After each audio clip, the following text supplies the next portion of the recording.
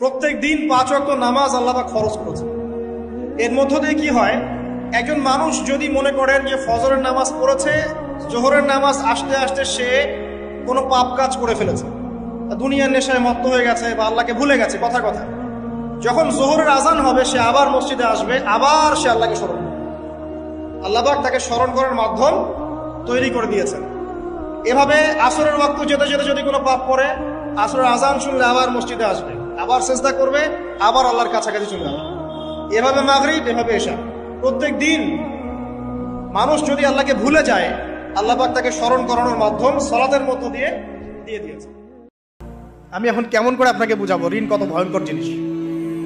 আপনি যে ব্যাংক থেকে 3-4 কোটি টাকার লোন নিয়ে রাখছেন, লাখ লাখ টাকা লোন নিয়ে বসে আছেন, দিব্যি সুখে বসে আছেন, এমন চিন্তায় যে আপনার মৌত হবে না।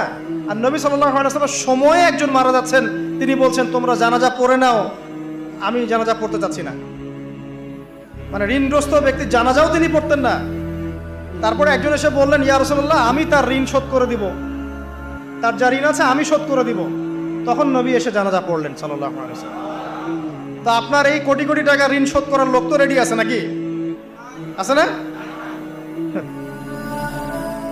সমস্যা নেই, আপনার জানাজা পড়া হবে।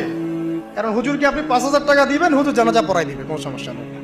তারপরে আপনার মিলাদও হবে, আপনার একটা বড় সড়ো দোয়াও হবে ইনশাআল্লাহ। কিন্তু আল্লাহ পাক বলেছেন যে শহীদ, আল্লাহর পথে যুদ্ধ করে শহীদ হয়েছে, এই ব্যক্তির আত্মাও ঝুলে থাকে যতক্ষণ পর্যন্ত